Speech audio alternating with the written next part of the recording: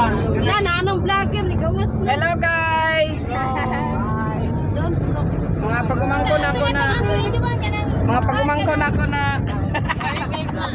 Every time bitaw nga mag-uli ang ako mga igsoon diri sa Pilipinas mga warriors, mag-spend gyud na sila og time para sa amoa ilahang family. Besides, 1 week lang man gud na ilahang stay unya once a year lang pud sila makauli. Bali karon amo na desisyonan nga moadto mi sa New Zealand. Char. Bitaw mo ni siya ang New Zealand sa Bukidnon. Arami sa Bukidnon no, yang ginatawag nga communal ranch sa Impasugong Bukidnon. Dako jud among family guys kay napuno man ang van, dili pa na siya mao. Dili pa gid na siya kompleto actually. Naadi ang ako mamagpapa, ang ako mga igsoon pero dili sila kompleto. And ako mga pag-umangkon. Bali ang ikaduha sa ako mo to siya ang among driver kay maayo magid siya mag-drive as in mo gid na yang talent. Bali pitumi ka igsoon pero absent ang tulo. Bali ang nakadaghana mo ang akong pag-umangkon. Kauban po na ako akong duha ka anak. From Valencia Bukidnon siguro ang biyahe mga 2 hours paingon sa communal ranch. Bali sayo mininggikan mga after breakfast siguro. Kung wala ko nasayop siguro mga 9 a.m. Dili mi pwede mahapnan no. Kay bukid ra ba nang dapita unya ang dalan dili kayo maayo. So lisod jud kayo ang dalan if ever pag uli na nga maulan. So kung naamoy plano mo adto sa communal ranch Impasugong kailangan buntag pa magikan mo. By the way, suko pa jud kayo si Papa ani nga tungura sige siya giyaw-yaw. Kay wala nila lungaga ang kardaba nga saging nga ilaha unta tong balunod. Paborito man gud kayo niya ng kardaba nga saging guys kanang ginalungag bitaw nga hinog mo na yang ginakaon. Usually mo ora niya yung ginapamahaw ang kardaba nga saging nga ginalungag usahay mo pud ang paniapon. Bali nang lakaw jud mi nga wala mi mga balon dala. Maayo na lang jud ka nagpakabusog ko sa akong breakfast. Kung hantud karon nakatanaw pa ka sa akong video, I hope you can follow my page.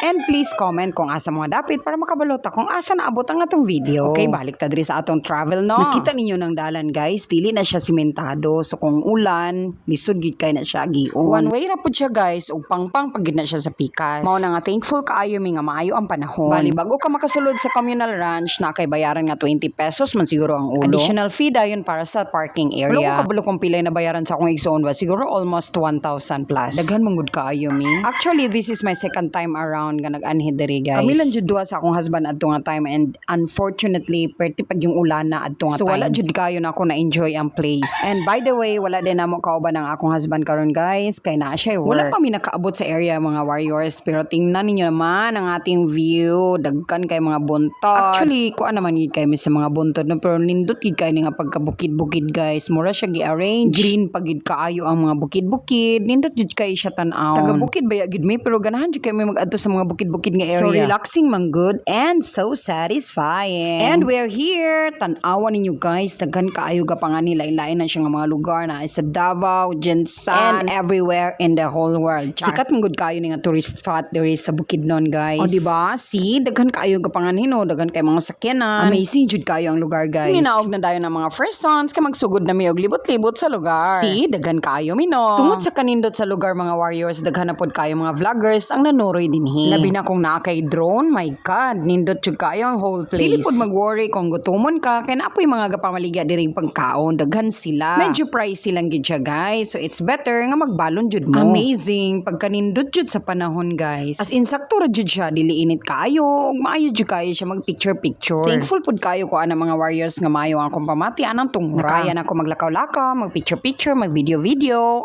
Salamat pud sa ako Mother Earth nga pinakalit na ako na himong videographer. Ayaw na magbalag dia guys, kay ako ang model diring dapita. Ako ang bida ba. By the way, mo ni siya ang rancho, ang pinakadakong rancho diri sa Impasugong guys. Mao nang daghan gid kayo mo makita mga baka, ug mga kabayo sa palibot. Wala lang gid ako na videoan, sorry. From the word communal ranch, o diba, rancho. Bali ila na lang gi-develop tungod sa pagkanindot sa view sa palibot. Naadi ay gamay nga lake di sa tunga guys. So ako kabalo kung unsa na siya, tunaan baka na siya o liguanan sa baka, kabayo, basta nindot pud siya tan-aw. Murag nahimo jud siyang center of attraction. Ug nagpapura na dayon ng video og picture ang mga persons dia guys. Magpapura jud no kay di na ba mi malik diri. Of course kay naanhiya naman namo so di na may balik diri. Dito na pud sa laing lugar.